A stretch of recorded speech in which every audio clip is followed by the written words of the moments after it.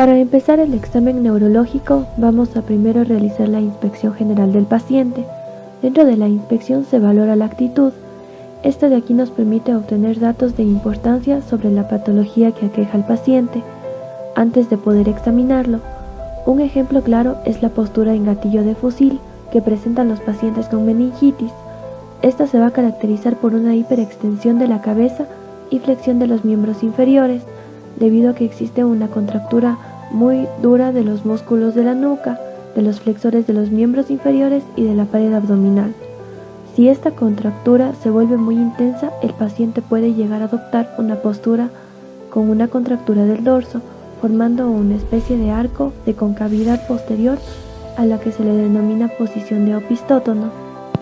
Otra postura muy característica es en la enfermedad del Parkinson, en donde aparece una postura en flexión anterior del tronco, con flexión de las 4 extremidades como si el paciente se encontrara encogido. Si observamos el pulgar, va a ser muy notorio el típico movimiento de pildoreo, o también conocido como el conteo de monedas, el cual se produce cuando el paciente se frota constantemente el dedo índice contra el pulgar. Generalmente en este paciente también se pueden observar alteraciones en la marcha, ya que ésta se va a encontrar demasiado lenta y con movimientos entrecortados. Incluso en algunas ocasiones se presenta como si se encontrara congelado. Al igual que la actitud, otro aspecto importante a valorar es la fase con la cual se presenta el paciente. Esta nos va a brindar importantes claves sobre el diagnóstico en ciertos síndromes neurológicos. Un ejemplo, y tal vez el más llamativo, es la fase del paciente parkinsoniano, el cual se va a mostrar perplejo, como si tuviera una máscara. La mirada generalmente está fija y sin parpadeo o con disminución del parpadeo. La piel se observa grasosa y en casos avanzados la saliva puede escaparse por un ángulo de la boca. Otra fase muy característica es la que se presenta en la parálisis facial periférica. En esta se observará una simetría de la cara. En el lado paralizado se va a mostrar generalmente liso, con pérdida de todas las arrugas y de las líneas de expresión. El ojo se va a encontrar un poco más abierto en el lado que se encuentre sano. Las lágrimas se van a derramar por la mejilla y cuando el enfermo intenta cerrar el ojo, el globo ocular se dirige hacia arriba y hacia la córnea, desapareciendo sobre el párpado superior, a lo que se le denomina como el signo de Bell. Luego se prosigue al examen mental. Dentro de esta se va a evaluar las funciones mentales superiores, así como también el estado de conciencia. En este caso, nuestro paciente entró al consultorio sin presentar ninguna alteración, por lo cual podemos considerar que se encuentra vigil y podemos pasar al siguiente aspecto del examen mental, que se enfoca en las funciones mentales superiores. Dentro del examen de las funciones mentales superiores, vamos a examinar la orientación, la atención, la memoria, el lenguaje, el habla, la escritura, el cálculo, la agnosia, que son las capacidades de reconocimiento del paciente, y las praxias, que es la capacidad de poder recordar o de poder imitar movimientos que ya fueron aprendidos previamente. Para comenzar lo que es el examen neurológico, vamos primero que nada a valorar lo que es la orientación del paciente. En este caso vamos a realizar lo que son preguntas básicas. ¿Cómo te llamas? Andrés. ¿Cuántos años tienes? 20. ¿Sabes qué fecha es hoy? Hoy es miércoles 18 ¿De qué año? del 2018. El siguiente punto a valorar va a ser la memoria, para lo cual tenemos 3 tipos de memoria, los cuales vamos a valorar a través de distintas preguntas. ¿En qué año y en qué lugar naciste? Nací en Cuenca en 1997. Ahora quiero que me describas cómo fue tu rutina el día de hoy, qué es lo que hiciste desde la mañana. Me desperté a las 6 de la mañana, me cambié, desayuné y de ahí cogí el carro, me fui a la universidad, estaba en clases, salí de clases y ahora estoy aquí. Ya, y ahora te voy a decir 3 palabras y quiero que las recuerdes porque después te las voy a solicitar. Quiero que recuerdes casa, perro y gato. El siguiente punto que se valora dentro del examen neurológico es el lenguaje. En este caso, durante toda la anamnesis, como hemos estado haciendo preguntas constantes, ya valoramos parte del lenguaje. Entonces no va a ser necesario hacerle énfasis en este punto, a menos que notemos que existe alguna alteración o alguna patología en donde podemos pedir al paciente que repita frases o sílabas. En este caso, el paciente respondió correctamente a todas las preguntas con un habla fluida y no tuvo problemas en el entendimiento, por lo cual podemos seguir al siguiente punto del examen neurológico. El siguiente punto que vamos a valorar va a ser la escritura y la grafía también del paciente.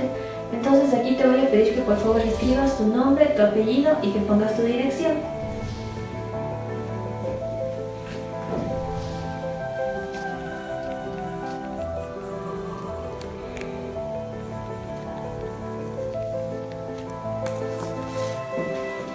Ya, durante este examen vamos a valorar la facilidad que tenga para escribir y también las características de la escritura. Ahora, por favor, en la parte posterior me vas a dibujar un círculo.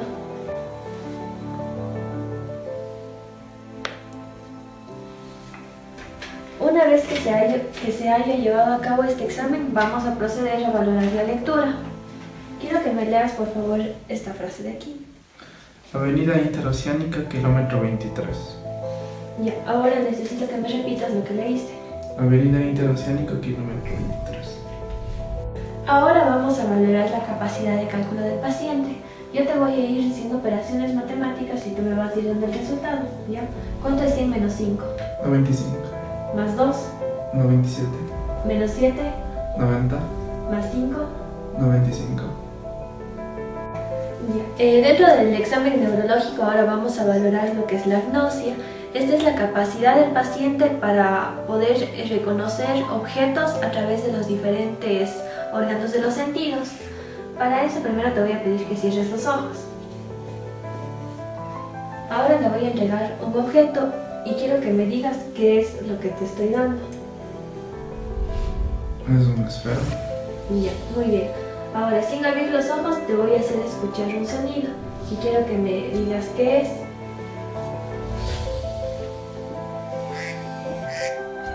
Es un pato. Ya, muy bien. Ya, una vez que hayamos valorado la agnosia, vamos a proceder a valorar las praxias. La praxia es la evaluación de movimientos que ya fueron aprendidos. Quiero que por favor hagas como si te estuvieras peinando. Ahora como si te estuvieras cepillando los dientes. Y ahora como si te estuvieras abrochando la camisa. El siguiente punto dentro del examen neurológico va a ser la valoración de la atención. Esto nos va a poder ayudar a determinar qué tanto interés y concentración está poniendo el paciente al examen que estamos realizando. Quiero que me digas los días de la semana. Lunes, martes, miércoles, jueves, viernes, sábado, domingo. Ahora dímelos otra vez. Domingo, sábado, viernes, jueves, miércoles, martes y lunes.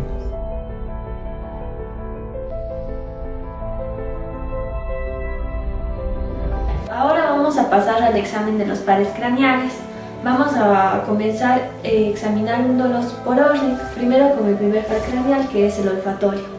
Para lo cual voy a pedir que por favor te tapes en un orificio nasal y quiero que huelas esto. Cierra los ojos y ahora quiero que huelas esto. Ya, ahora quiero que te tapes el orificio contrario y quiero que huelas esto. Ya, ¿qué es lo que oliste? Es café. ¿Y si tuviste la misma sensación de olfato en ambos orificios? Ah, sí, así es.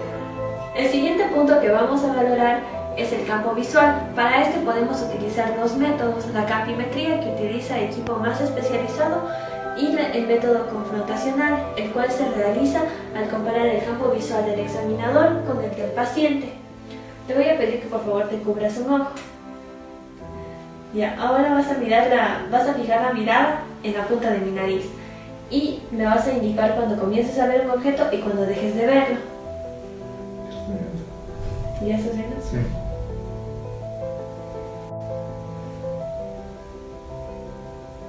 Ya no lo veo. Ya, ahora vamos a hacer lo mismo con el otro ojo. Yo.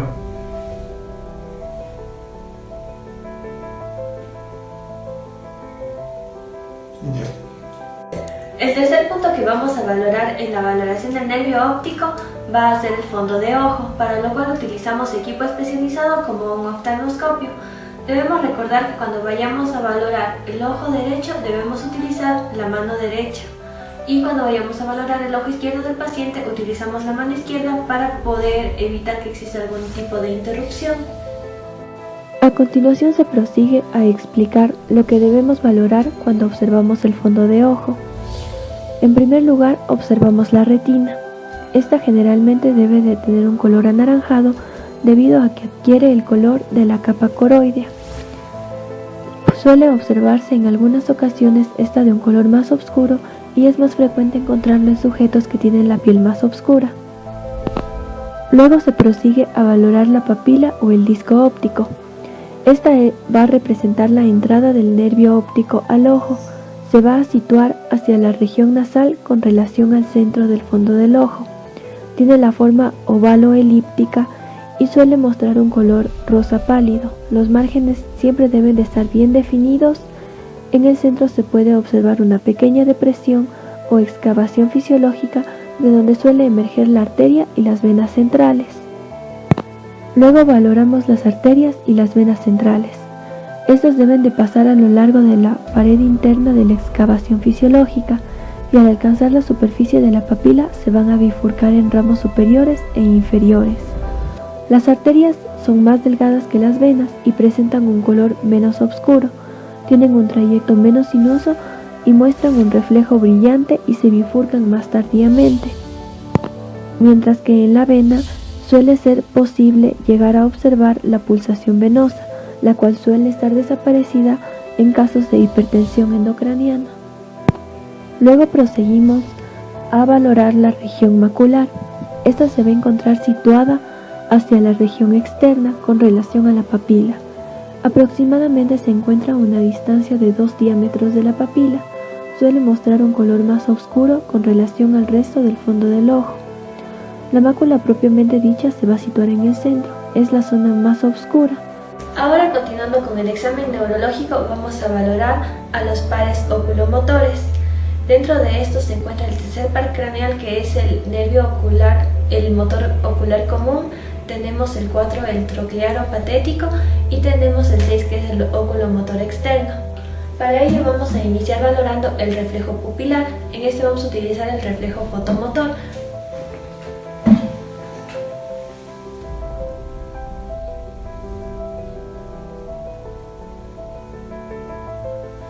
Correcto, dentro de este va a hacer que las pupilas se van a contraer en el momento que llegue el estímulo lumínico y se van a dilatar cuando este haya desaparecido. Ahora vamos a valorar el reflejo de acomodación. Necesito que por favor sigas con los ojos el objeto, ¿de acuerdo?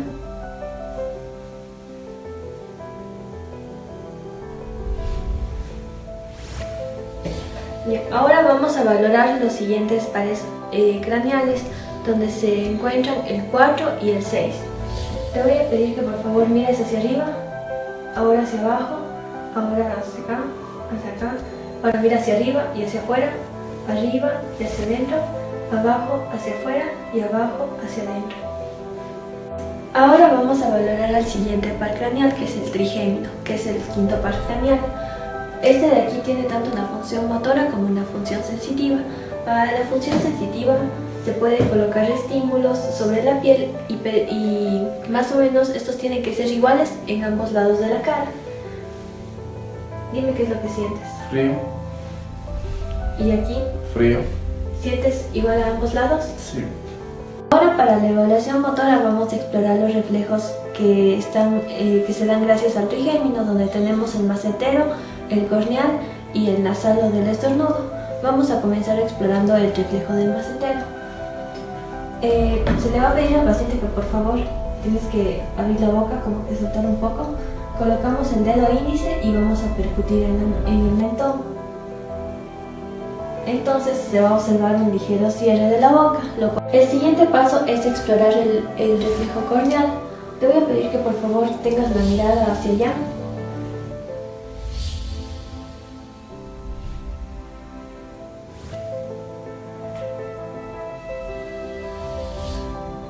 Para continuar la exploración neurológica, ahora vamos a seguir con el siguiente par craneal, que es el facial, que es el número 7.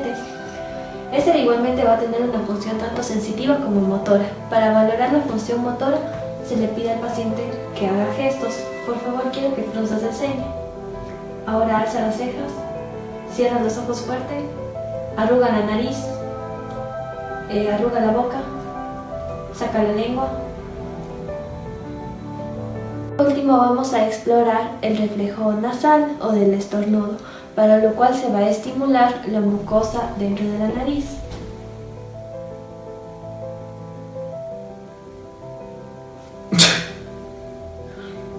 Para evaluar lo que es la función sensitiva, una de las partes más importantes es valorar el sentido del gusto. Para esto te voy a colocar algunos sabores sobre la lengua y vas a identificar qué son.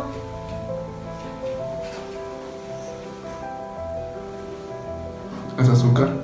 ¿Es dulce? Ya. ¿Es amargo? ¿Es café?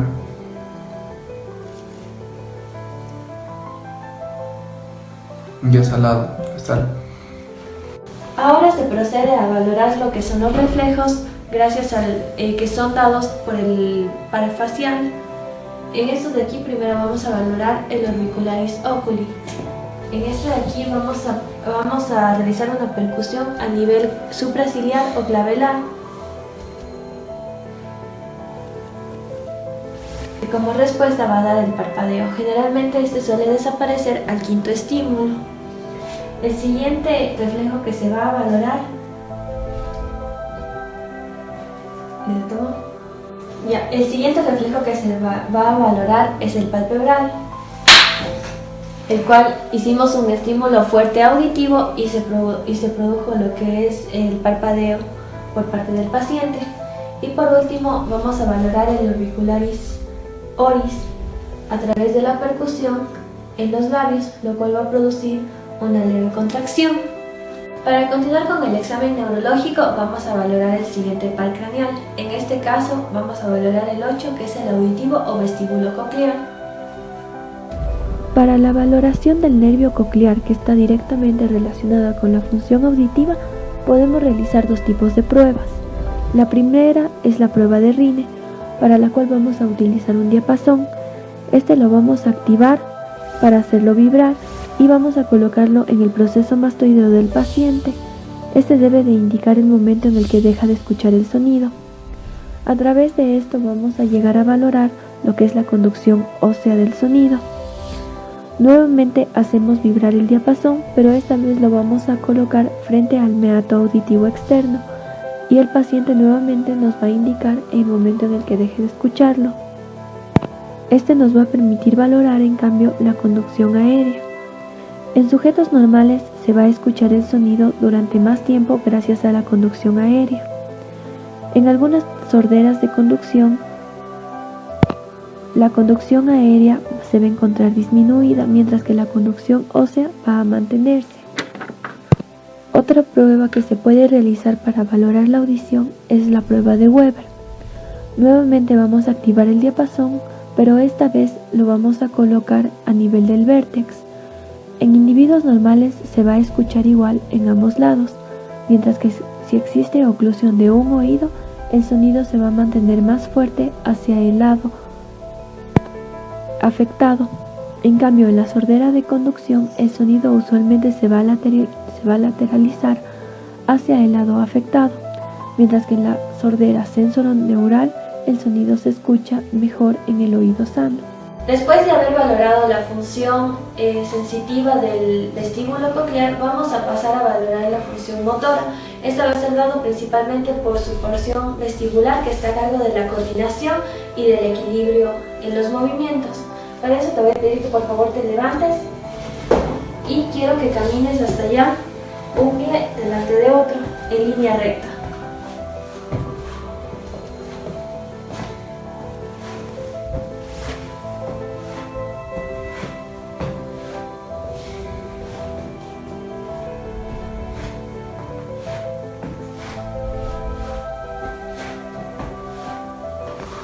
Ahora vas a caminar hacia adelante sin mirar al piso y luego vas a volver a hacerlo hacia atrás.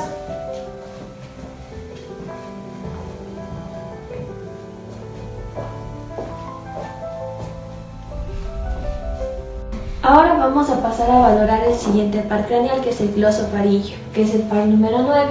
Este va a tener una función sensitiva, una función autónoma y una función motora.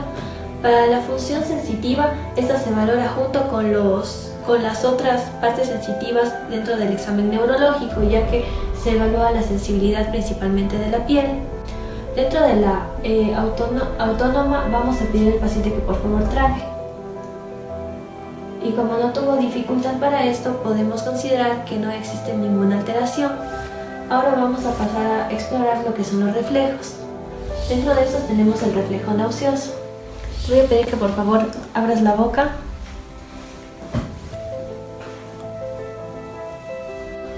Ya, y de esta manera, al ver la respuesta del paciente, podemos considerar que no se encuentra afectado el nervio. Continuando con la valoración de los pares craneales, tenemos el nervio vago. Para poder explorar este par craneal se realizan reflejos que ya lo realizamos anteriormente y que por eso podemos deducir que no existe ninguna alteración. Dentro de esto se incluye el de deglución, que ya lo realizamos cuando pedimos al paciente que por favor trague. El nauseoso que exploramos cuando revisamos el glosofaringeo. Tenemos también el del seno carotidio, el cual se lleva a cabo cuando realizamos una presión a nivel de la bifurcación de las carótidas. Esta en situaciones patológicas puede llegar a causar síncope, por lo cual no vamos a realizarlo. Continuando con el examen, vamos a valorar el 11º par craneal, que es el nervio espinal. Este va a encargarse principalmente de la función del esternocleidomastoideo y también de lo que es el trapecio. Para esto vamos a valorar principalmente la función de estos dos músculos, aplicando una presión contralateral. Por favor, quiero que vires la cabeza hacia el lado izquierdo. Y aquí se va a observar incluso lo que es la presencia del esternocleidomastoideo. Ahora en el lado contrario. Ya. Para valorar la función del trapecio, vamos a ejercer presión sobre los hombros del paciente y le vamos a pedir que por favor alce los hombros contra la presión.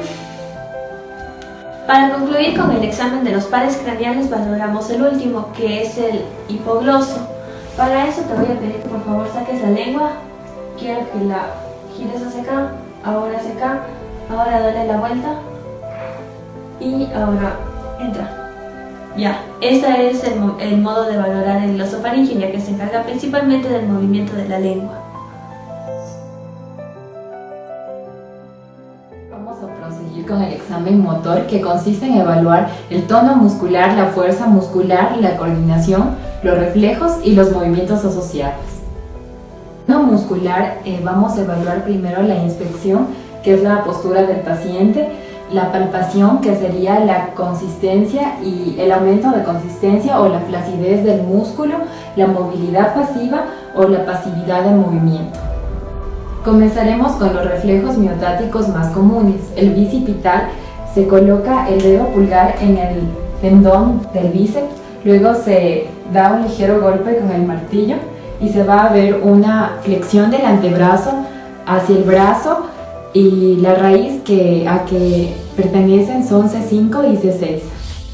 El tricipital: vamos a colocar el dedo pulgar sobre el tendón del tríceps, luego procederemos a golpear ligeramente con el martillo y vemos cómo el brazo se extiende.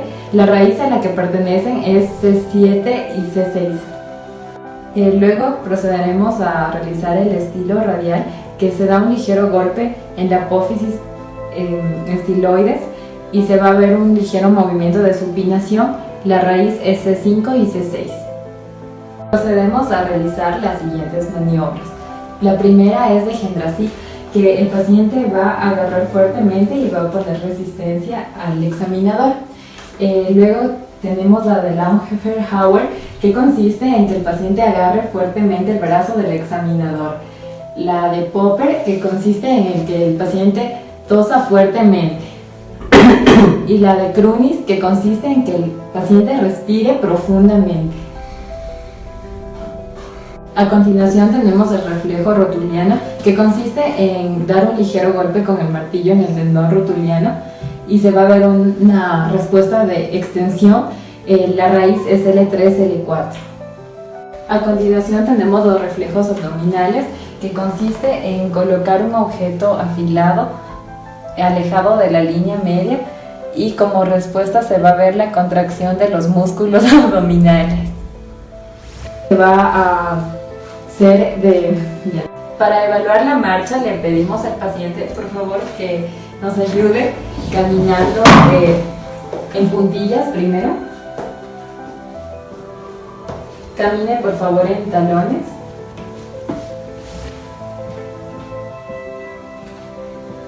Camine siguiendo una línea recta en el piso.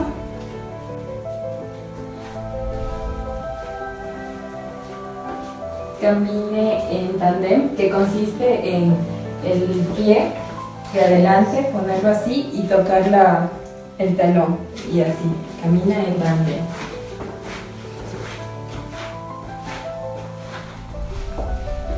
Camine lento, por favor. Rápido. Corra un poquito.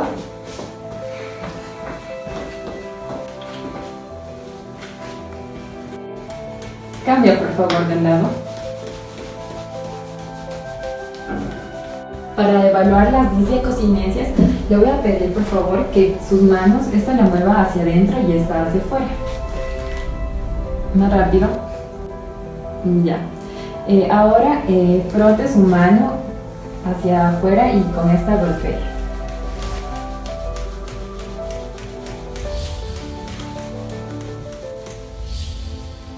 Vamos a continuar con la exploración del cerebelo, que consiste primero en evaluar el tono muscular, la coordinación de la marcha, las simetrías o dismetrías, las disdiacosinesias. La actividad pasiva consiste en realizar movimientos de flexión y extensión cuando el paciente está en una postura relajada. También tenemos la pasividad de movimientos, que consiste en mover de manera brusca los brazos o las piernas del paciente. Y cuando hay alguna alteración se puede presentar hipotonía. Ahora vamos a comenzar con los reflejos. Tenemos los reflejos miotónicos o profundos y los cutáneos o superficiales. Los miotónicos en sí consiste en la contracción del músculo de forma brusca, aplicándole un golpe con el martillo de tal manera que vamos a encontrar una respuesta motora. A continuación tenemos los reflejos cutáneo-mucosos más comunes. Tenemos el faringio, que voy a estimular la mucosa faríngea y también voy a estimular la úvula y esto va a producir náuseas. Ya. Luego vamos a tener el reflejo abdominal. Procedemos a evaluar el decúbito pronador dando un ligero golpe con el martillo en la apófisis cubital y vamos a ver un movimiento de pronación. La raíz es C7-C8. Y por último tenemos el reflejo plantar, que consiste en estimular el borde externo del pie con la consiguiente flexión de los dedos del pie. La vía esteroceptiva, vamos a evaluar el dolor, la temperatura y el tacto. El dolor, por favor cierra los ojos. ¿Te duele? Sí. ¿Está frío o caliente? Está frío. ¿Qué sientes cuando tocas esto? Es blando, suave. Exploración de la sensibilidad. Tenemos dos vías, la propioceptiva y la esteroceptiva. La propioceptiva es de la posición y la vibración. Para la posición vamos a proceder que el paciente, por favor, cierre los ojos. Ayúdame con tu mano. Dime la posición de tu brazo. Se encuentra encima, arriba de la cabeza. Para evaluar las dismetrías vamos a realizar las pruebas dedo-dedo, dedo-nariz, o dedo que toque todos sus otros dedos, o desabotonar las blusas. Vamos a proceder con dedo-dedo. Tienes que tocar con un dedo, mi dedo, por favor, luego tu nariz y luego tu mismo dedo contralateral. Ya. Ahora, por favor, con tu dedo pulgar toca todos tus dedos, empezando desde el índice. Más rápido. Y ahora, por favor, haz como que te desabotonas tu camisa.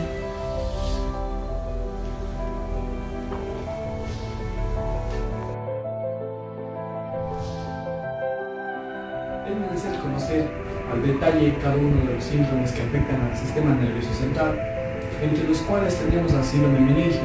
Es uno de los que más prevalencia tienen en el servicio de consulta. Es importante que el personal médico esté capacitado para poder reconocer el mencionado síndrome. Aquí vamos a ver y vamos a analizar algunos de los signos y síntomas clásicos del síndrome meningio. Rigidez de nuca. Para explorar la rigidez de la nuca, con el paciente en decúbito dorsal, flexionamos el cuello y tratamos de llevar la barbilla hacia el pecho. En caso de una irritación meningia, habrá una resistencia hacia esta flexión. Signo de Kerning. Para esto existen dos variantes. La primera es colocar al paciente en decúbito dorsal.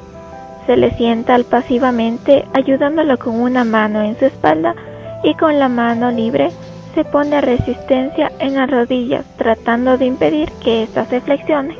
El signo es positivo cuando las rodillas se flexionan a pesar de la resistencia. Con el paciente en la misma posición, se levanta uno de sus miembros inferiores en extensión. La maniobra es positiva cuando a cierta altura el paciente flexiona la rodilla. Signo de Brusinski.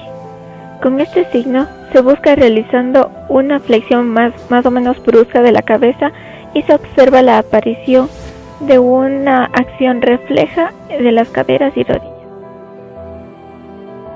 Ahora veremos la evaluación del cerebelo. Evaluación en marcha del paciente enfermo. Marcha cerebelosa. Es inestable e inclinada con tendencia a caerse y se asemeja a una persona en estado de ebriedad. Marcha en tándem en paciente enfermo. Aquí podemos observar que la marcha se realizará en forma de zigzag. Babinski en paciente enfermo. Tiene anomalías en el recorrido y al momento de caminar, el sujeto es incapaz de seguir una línea recta imaginaria y al desplazarse más de 15 grados ya se considera como patológico. Reflejo postural alterado. Paciente con ojos cerrados se coloca de espaldas y enfrente del examinador, el cual observa un balanceo al momento de tocar los hombros o la espalda del paciente.